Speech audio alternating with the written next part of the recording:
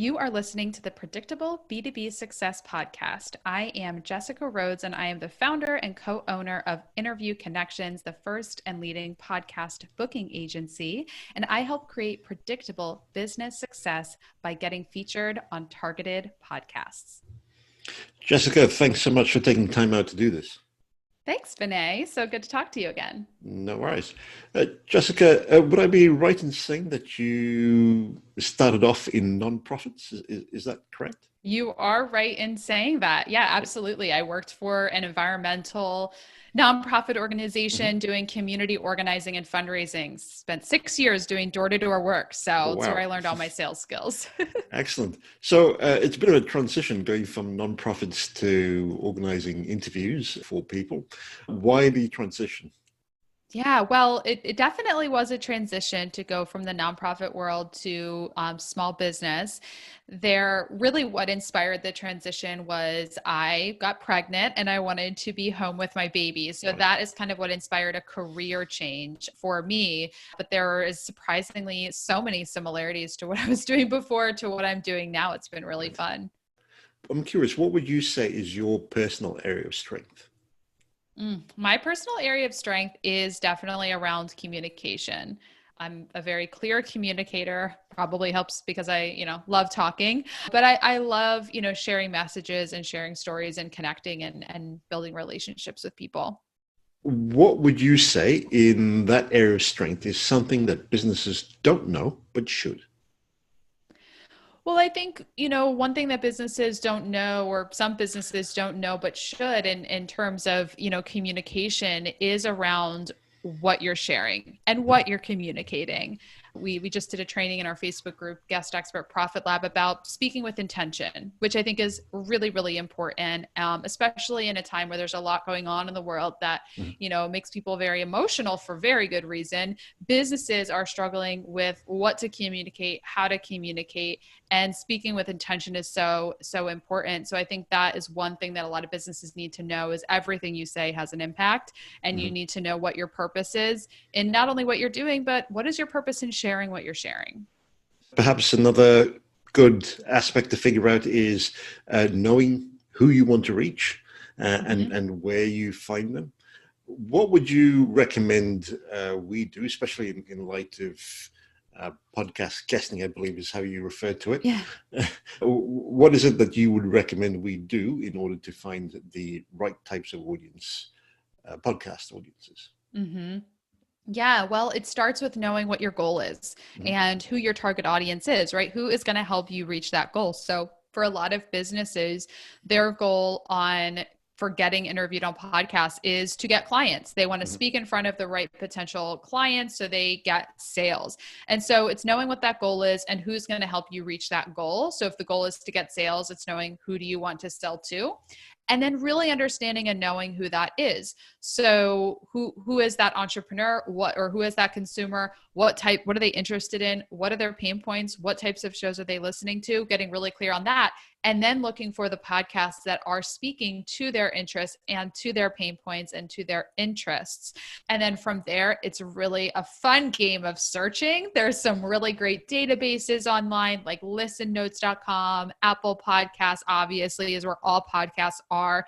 And there's a lot of different tips and tricks I can share around how to identify and find the right shows. But it is a lot of legwork and just researching and listening and qualifying and then, reaching out to hosts.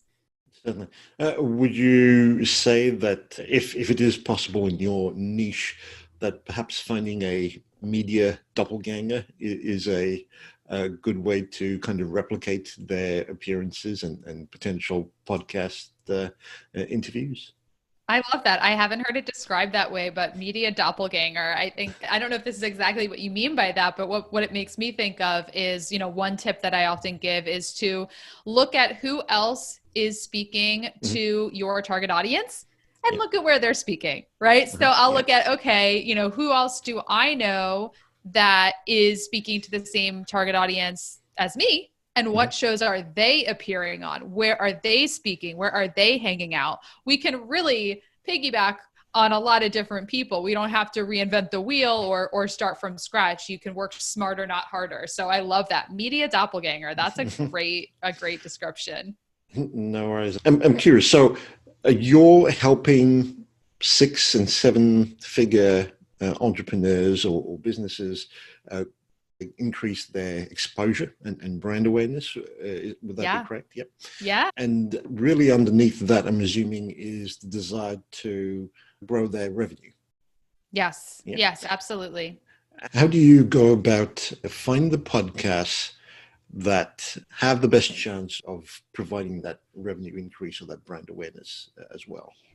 Yeah. And so, yes, absolutely. The goal is to grow the revenue, but because a lot of our clients and the entrepreneurs that we work with, they are the best kept secret in what they do. They run the best Facebook ads. They get the biggest breakthroughs for their clients. And their problem is not enough people know about me, right? Mm-hmm. They need to get in front of new markets. And so by getting them on shows where they are speaking to people who need what they have, it's such a no-brainer strategy because they can have conversations with hosts where people get to know them, learn about what they do, and there's an invitation for them to, go to their website, sign up for a free call, connect with them online.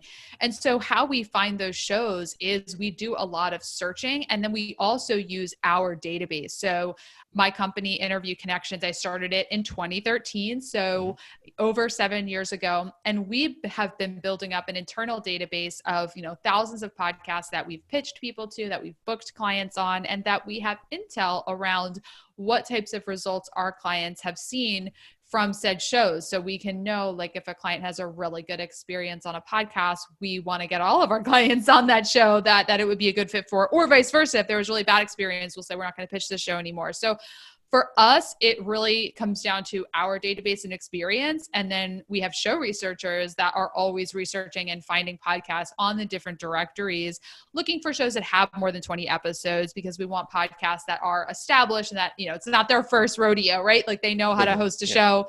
Looking at their online presence. Is this going to be a host that our clients want to align their brand with? That's really important. This is our kind of our show criterion. So I'd absolutely recommend to everyone listening is when you get interviewed on a podcast, you're aligning yourself with that person's brand. You're getting on their show.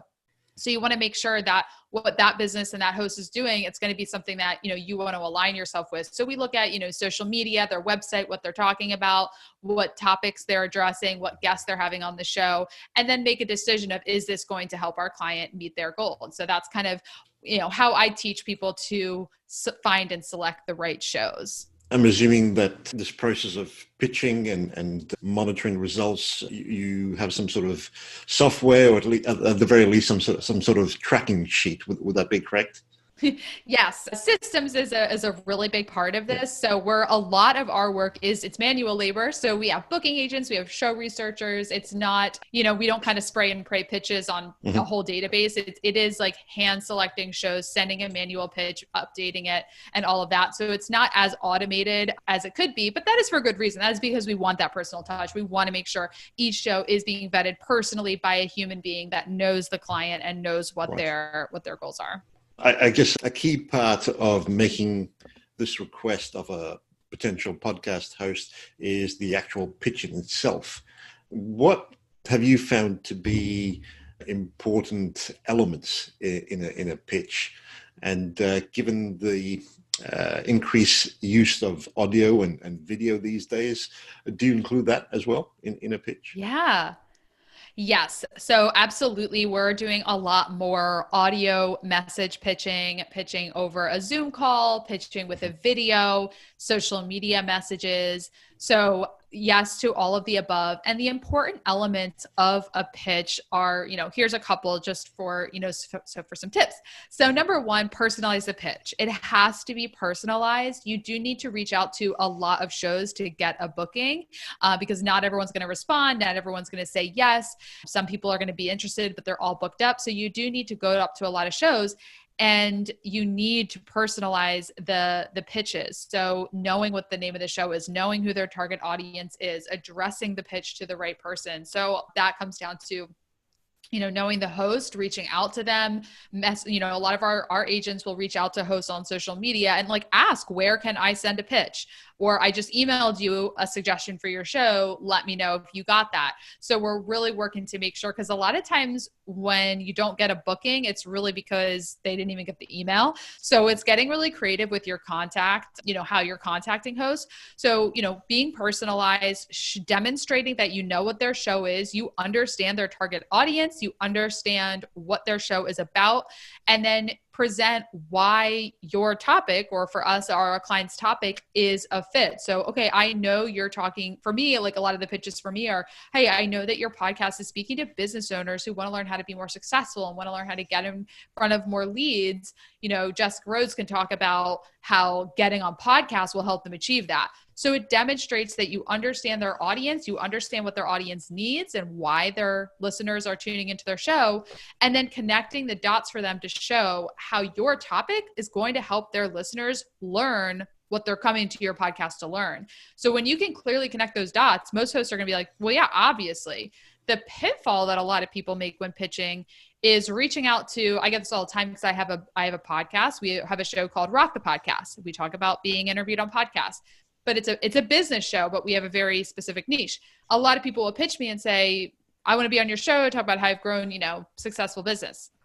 Yeah, it's the right target audience, but that's not the topic that my show talks about. So you have to do the research to make sure your pitch is a fit and you're not just, again, spraying and praying. Certainly. What about follow-up? You've kind of alluded to that in what you just said. But what would be a way to follow up without being annoying? Yeah, this is the delicate balance. And this is really a sales skill. Yeah. So you have to be politely persistent. And because, as I mentioned before, a lot of time pitches, they're just not even opened.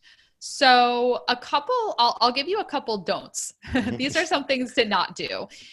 Don't reply to, if you send your pitch, don't just reply to that thread and say, hey, bumping this to the top of your inbox. That's very annoying. Don't bump stuff to the top of my inbox.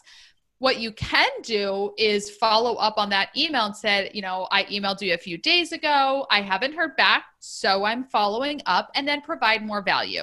I wanted to share an additional piece of information. Here's a link to an interview I've done. Provide more value, because if they did read your email and didn't respond, it wasn't compelling enough for them to respond right away. And we have hosts all the time that will say, I usually don't respond to pitches right away, but this was so good. I really wanted to get back to you and let you know I'm interested. If your pitch does not get responded to, it most likely either is a no and was so bad it just doesn't warrant a response of saying no, or it wasn't compelling enough to say yes right away and they're just going to think about it, or they didn't open it. And that's when you have to follow up. So, follow up over email. We suggest, every 2 days, then every 4 days, then every week. So you kind of want to space it out. You don't just want to spam people every single day. Also, get creative with how you're reaching out to people. So if emails are going into spam, reach out on social media, DM them on Instagram, find them on Facebook, send them a friend request, message their business page. And I'm giving you ideas. Don't do this all at one time because that would be insane. But on a business page, DMing on a business page is great because they don't have to accept your friend request in order to get your DM. Right. So you want to be creative, but you do have to be consistent because people will not respond the first time that you reach out to them. And let's say you do actually get onto a podcast. How would you suggest we make the most of the opportunity? Yeah. So to make the most of the opportunity, you need to show up, be present, and be ready to serve, and be open to whatever the host is asking. And so, I like to shut down all notifications, close out other apps, put my phone on airplane mode. Always be ready for video because nowadays most hosts are recording on video because we're using Zoom. So I always have my lights on, just even if it's not, the video won't be used. Like, I don't even know if you've published this or not, but I always want to be ready just in case it is. So always be ready for video. Have a glass of water because you'll get thirsty. Make sure that you're hydrated. We have a client, Oscar, who's an expert in deep listening. And a part of being a great podcast guest is listening, because you have to be listening to what the question is so you can answer it, obviously. But our minds wander.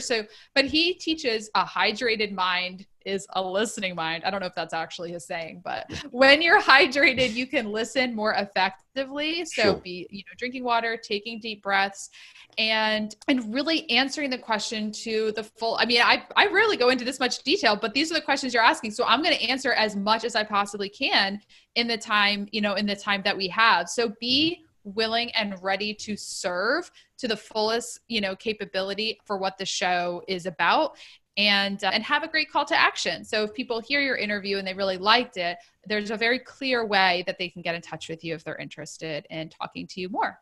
Would you say that it would be best if you could listen to a few episodes beforehand and just prep that way? Yeah, that definitely helps. So, I know we had a pre-call. A lot of hosts are doing pre-calls now, which I think is great because it allows the guest and the host to get on the same page, make sure it's a good fit, and just get some clarity around the target audience and things like that. I also advise, listening to at least an episode of the show so you can get to know their audience and really get clear on the style of the podcast and things like that. So anything that you can do to prep, I always like to look up, like who is the host? What do they do? A lot of our clients share, including myself, that the host of the podcast ends up being a really good prospect for them. So you want to go into, even though it's a podcast interview, you're being interviewed for their show. Don't discount the fact that that host might be someone that wants to hire you or become a client or refer business to you. So going into it prepared and knowing who you're speaking to is a very important way that you can get the most out of the interview.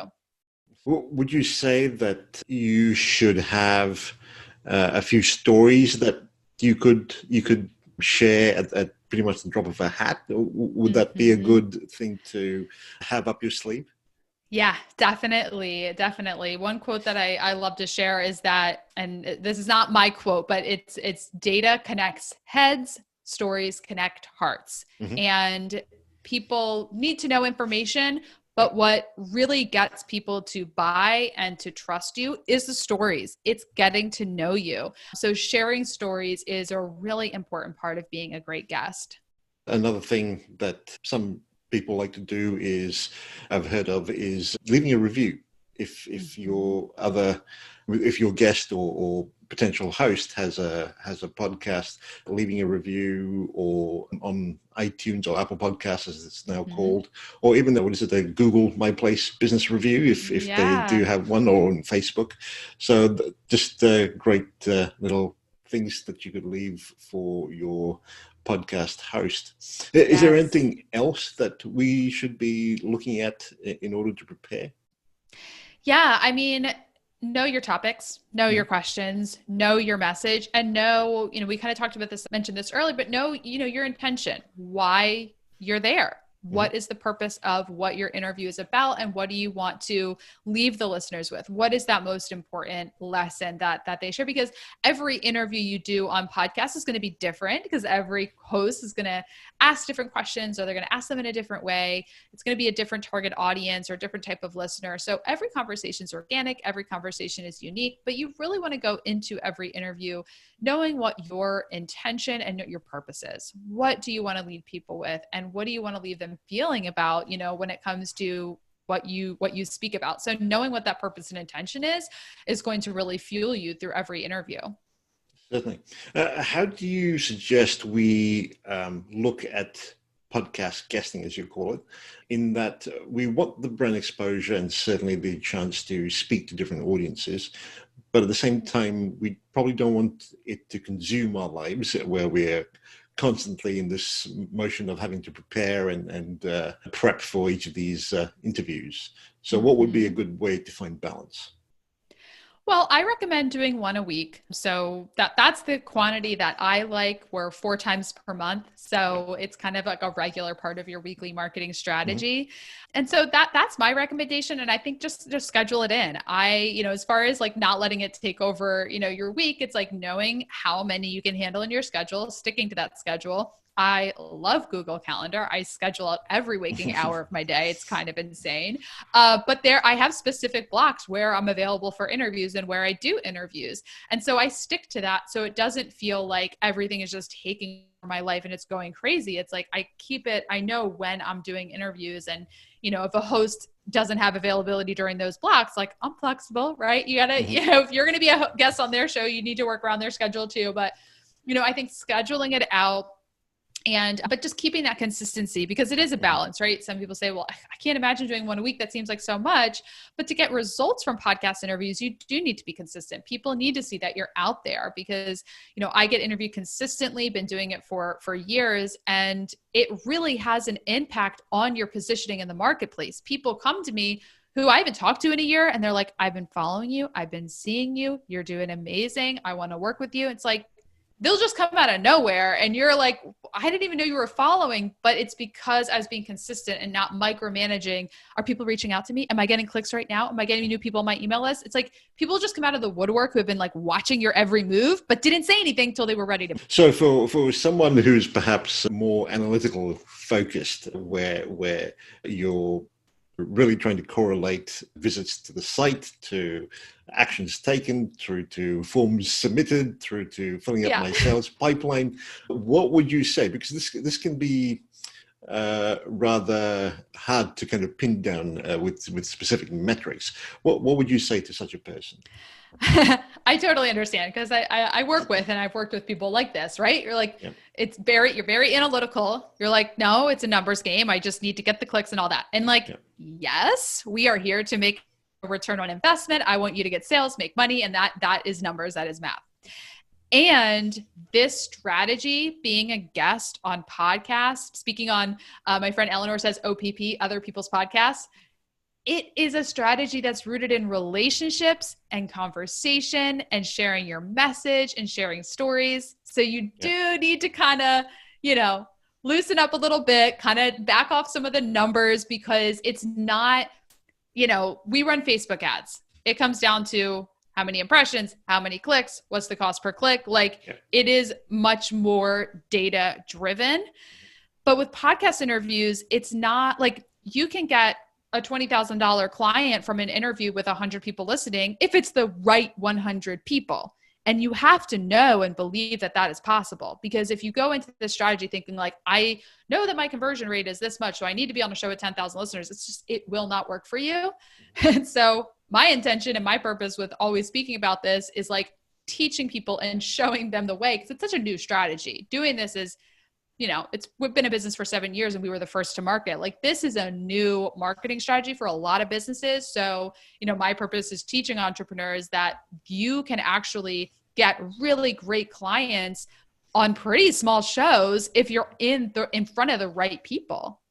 What are ways in which we could maximize these opportunities to speak? You talked about having a definite call to action, but often I find people release a podcast and there is that audio recording that people could potentially find, but not much else happens around it. So what are ways in which we could maximize these opportunities? Yeah, this is a strategy where you get out of it what you put into it. So it's not about just going on a show, being interviewed and seeing what happens. That is that is just, I'm sorry, it's half-ass. That's just like, let me just see what happens. If you want to get results and you want to maximize your opportunities, you need to put some work into it. So that comes down to a couple things: making sure you're investing and building your relationship with the host, staying on their radar. You know, Vinay, you interview probably dozens of people every month. And if someone doesn't intentionally keep in touch with you, you'll probably forget them. And that's not because they're a bad guest. It's because you spend an hour with them and 6 months later, you probably don't remember who they are. So staying on the radar of the host that you're interviewed by.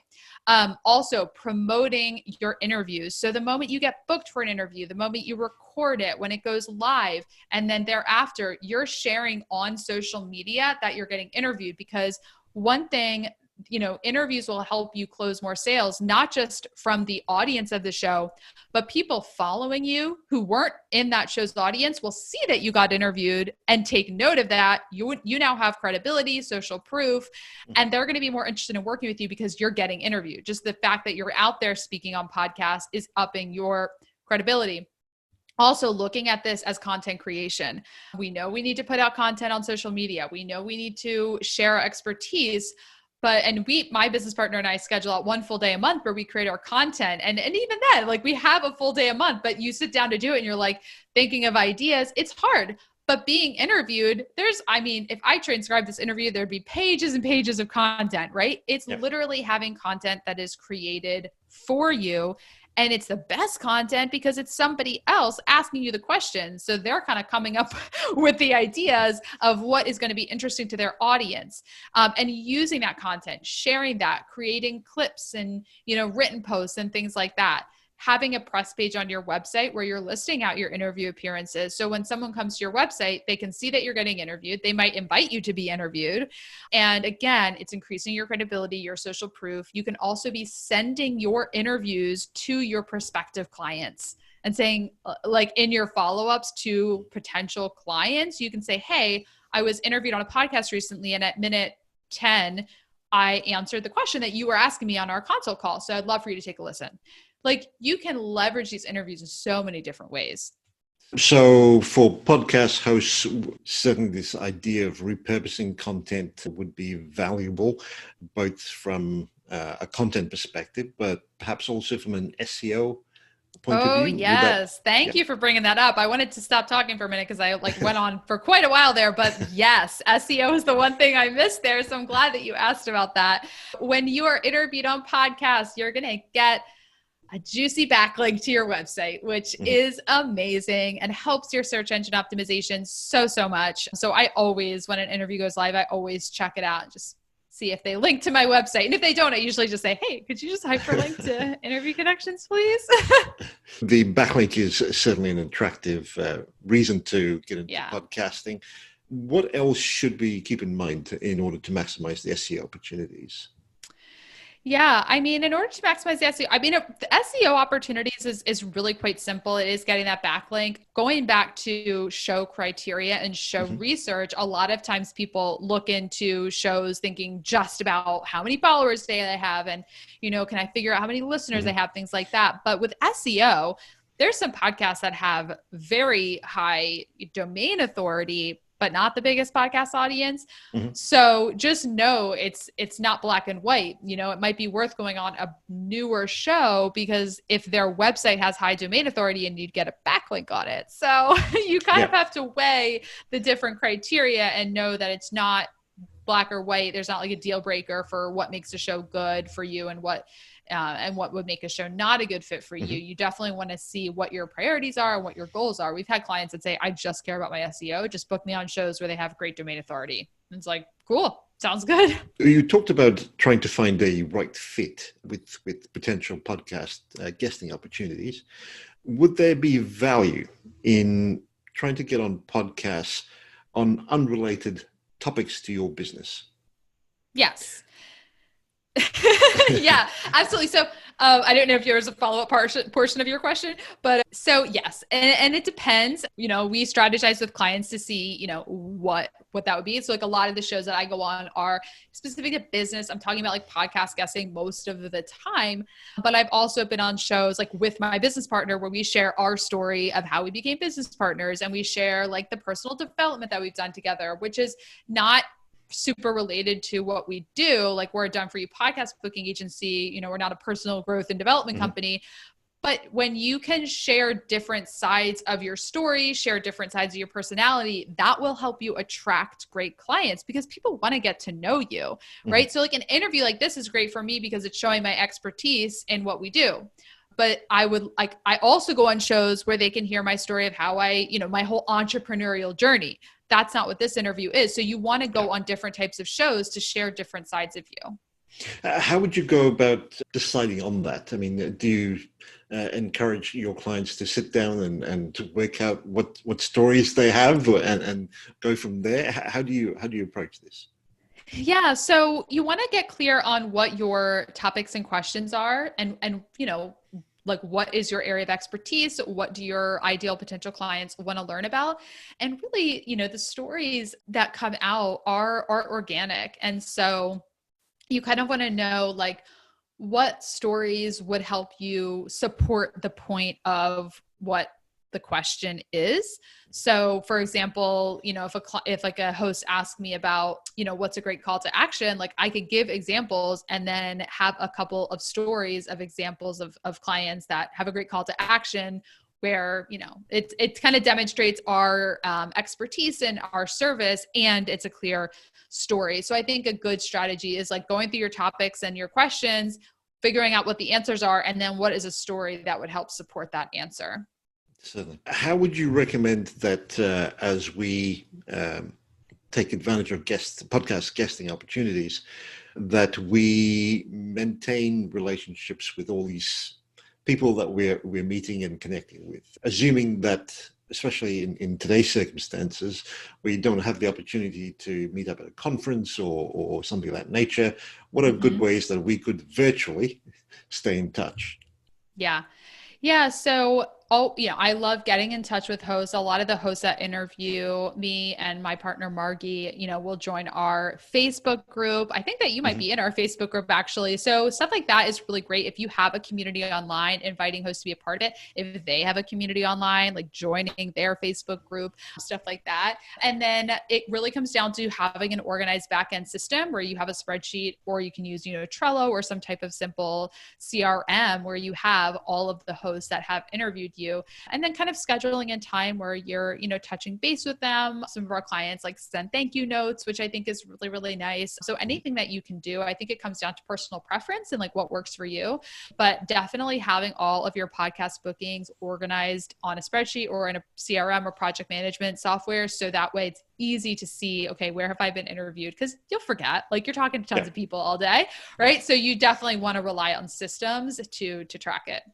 Is there another aspect of podcast guesting that we haven't covered, but you feel that we should be cognizant of? Yeah, we covered it, I think, a little bit, but something that cannot be said enough is that this is a long-term strategy. So it is something that you should and really should commit to for, at least a year or more. There are some things that, you can kind of test out for a couple months and see if it works. That this isn't that. To really see results from podcasting, both as a guest and a host, you need to do it long term. The results are not overnight, because think about every interview you do as like an initial coffee date with somebody you just met.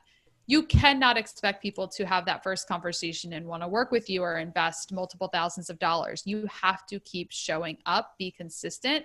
Like I said before, people will, I had a consult call just recently with somebody who met me at a conference 3 years ago and then has been listening to my podcast and then joined my Facebook group. I mean, it takes multiple touch points, but the fact that I keep showing up consistently and keep putting out content is what, makes people like that ultimately want to buy. So be consistent. That is like my biggest tip for success with podcast guesting, is keep showing up and then being like really committed to excellence too. Always be open to be better. I think one really big pitfall, honestly, one big red flag that I know someone's going to fail is if they come and say, I'm a great guest. I don't need training on being a great guest. I just need great shows. I'm like, no, you need, help with your mindset. Because if you think you're like already great, you need some work, because this is a platform where you need to be humble, you need to be ready to serve, and always be open to growing and being better.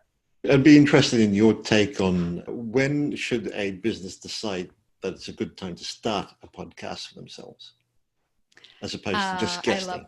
I know, right? I love hosting and I love having my own podcast. I get interviewed a lot. And then when I interview people on my show, I'm just like, I love being in charge. I love running the conversation. I mean, really, when you are ready to take that on, like it is more work than being a guest, because you need to like organize the guests. You need to know what you're going to be talking about. You need to stick to a schedule. Like guesting is a little bit easier because like people aren't relying on you to put out an episode every week, but you need to stick to a schedule. And it's a bigger, can be a bigger investment with, production and figuring it all out. But as soon as you can add that in, like I say, absolutely go for it. Just know what your intention is. All goes back to like knowing what your intention and your purpose is. What is your goal for the show? Why are you doing it? As soon as you know that why, that will fuel you. And that's when I think it's the right time. Jessica, what would be your takeaway if you were listening to this podcast episode? Oh, that's a great question. What would be my takeaway? I'm so curious what everyone else's takeaway is. Yeah, if I were listening to this and I wasn't myself, I think my big takeaway would be that this is a great idea and that it sounds really fun. I think this is the strategy that helps you, fall back in love with your marketing, because so much of marketing can be kind of feel like a grind after a while. Like, oh, I got to get that blog post written, or I got to get those graphics done. I don't know how to use Canva, but this is so fun because we all love what we do and we love talking about it. And it really shows you that marketing and growing your business can be really fun and really enjoyable and have an impact on people. Jessica, interviewconnections.com is your website, correct? Where else would you suggest listeners go to in order to find out more or connect with you?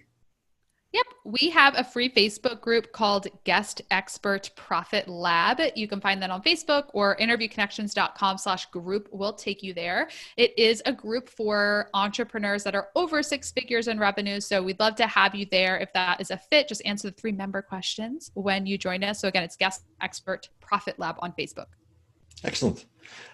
Jessica, thanks so much for this. Thanks, Vinay.